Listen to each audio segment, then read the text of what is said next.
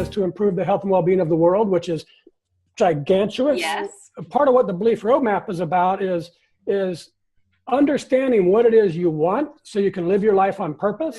Mm-hmm. One of the biggest impediments to changing, let's just say changing, Mm-hmm. in this case, changing your life. You want to do something different.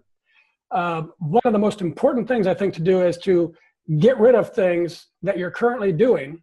I have to look at what am I doing that I can stop doing because it doesn't serve me, because I don't need to do it, because I can outsource it for whatever reason. Mm-hmm. What in all the things I'm doing can I stop doing to create space for my change? Mm-hmm. That's a big, big part of my second book, Turning Inspiration into Action. Mm-hmm. It's one of the reasons people don't turn their inspirations into action because they don't make space for it. Pay attention to what inspires you.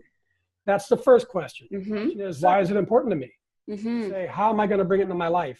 I love that. And I think this is a great place for people to reflect on, what does entrepreneurship look like for me? What inspires me about being a naturopath or a healthcare practitioner? What don't I like?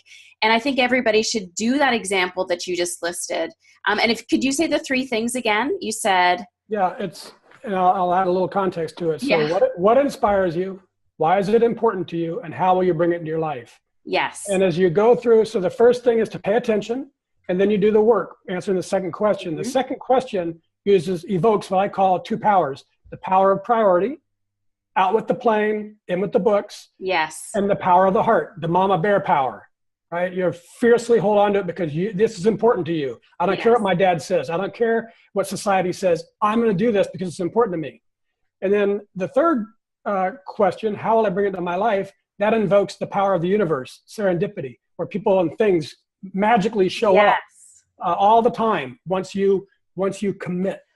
Let's say I see my inspiration and I want to grip onto it, that mama bear power and strength, but it's very easy for people to be impacted by the naysayers in their environment. And how do you start blocking out that negativity, the people that are saying, no, you can't do that. No, that's impossible. How do you create the mental,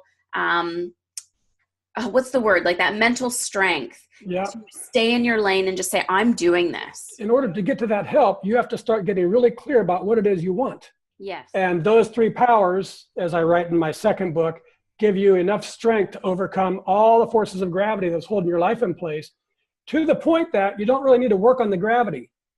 Right. Avoid things that don't serve you.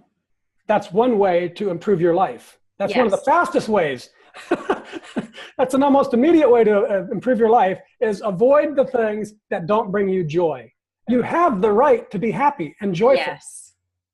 You have to believe that. It's a matter, again, doing what you must, when you must, but over time trying to do more and more and more of what you like. Everyone has their own judgment of what they have to do and what they don't have to do. And if what you have to do makes you feel bad, try to change it. But it's getting up every day with something that you want to do. Yes. Something that you're going to do. You're going to create, you're going to build, you're going to connect, something you're going to work at.